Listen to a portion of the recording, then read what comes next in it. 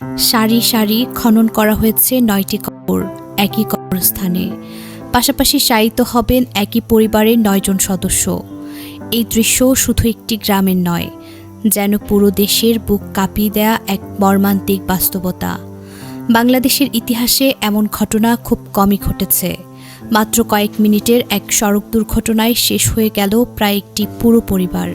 এই মানুষটার নাম আশরাফুল রহমান জনি। তার চোখের সামনে নিভে গেছে পুরো পরিবার। বেঁচে আছেন শুধু তিনি একা। স্ত্রী ও ৩ সন্তানসহ পরিবারের ৯ জন সদস্যকে একসঙ্গে হারিয়ে তিনি এখন নির্বাক নিস্তব্ধ। জানা গেছে ছোট ভাই সাব্বিরের বিয়েতে অংশ নিতে পরিবারের সদস্যদের নিয়ে খুলনার কয়রাতে গিয়েছিলেন জনি। বিয়ের সব আয়োজন শেষে সবাই মিলে বাড়ি ফিরছিলেন। পরিবারের অধিকাংশ সদস্য মাইক্রোবাসে উঠলেও জনি ছিলেন মোটরসাইকেলে। হয়তো সেই কারণেই প্রাণে বেঁচে যান তিনি। কিন্তু সেই বেঁচে থাকাটাই যেন আজ সবচেয়ে বড় বেদনা। দুর্ঘটনায় নিহত হয়েছেন জনির স্ত্রী, ৩ সন্তান।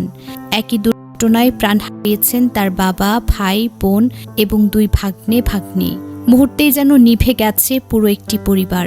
জনির মামা নেসারুল ইসলাম সবুজ জানান, একসঙ্গে এতগুলো প্রিয়জনকে হারিয়ে জনি মানসিকভাবে ভেঙে পড়েছে। জনির স্ত্রীসহ 3 সন্তান মারা গেছে। পরিবারের মোট 9 জন মানুষ নেই।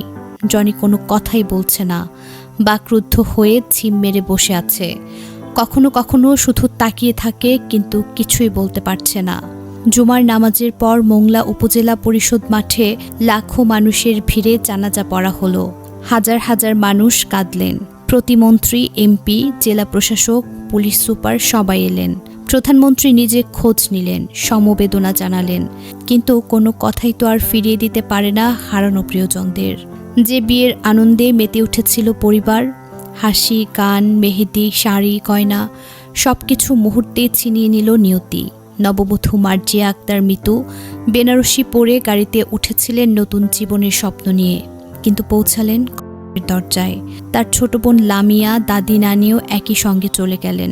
এই দুর্ঘটনা শুধু একটি সড়ক দুর্ঘটনা নয়, এটা একটা পুরো পরিবারের ধ্বংস। 4 জন শিশু, তাদের মায়েরা, নতুন বরকনে সবাই একসঙ্গে।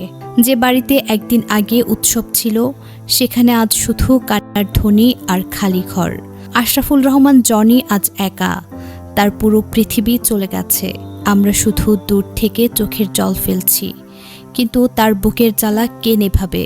আল্লাহ তাদের সবাইকে জান্নাতুল ফিরদাউস দান করুক। জনির জন্য শক্তি দিন, যেন এই অসহ্য শোক সহ্য করতে পারেন। আর আমাদের সড়কগুলোকে নিরাপদ করুন, যাতে আর কোনো বিয়ের আনন্দ কবরে পরিণত না হয়। আমিন। স্থানীয় বাসিন্দারা জানান, বিয়ের আনন্দ শেষে হাসি খুশি মুখেই সবাই ফিরছিলেন, কিন্তু পথের মাঝেই ঘটে যায় ভয়াবহ দুর্ঘটনা। নৌবাহিনীর একটি স্টাফ বাসের সাথে মাইক্রোবাসটির মুখোমুখি হলে ঘটনাস্থলেই বহু মানুষ প্রাণ হারান।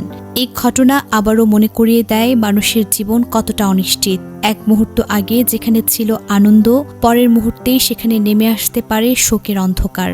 আর সেই অন্ধকারের মাঝখানে বসে আছেন আশরাফুল রহমান জনি, একজন মানুষ যিনি বেঁচে আছেন, কিন্তু তার চোখের সামনে হারিয়ে গেছে তার পুরো পৃথিবী।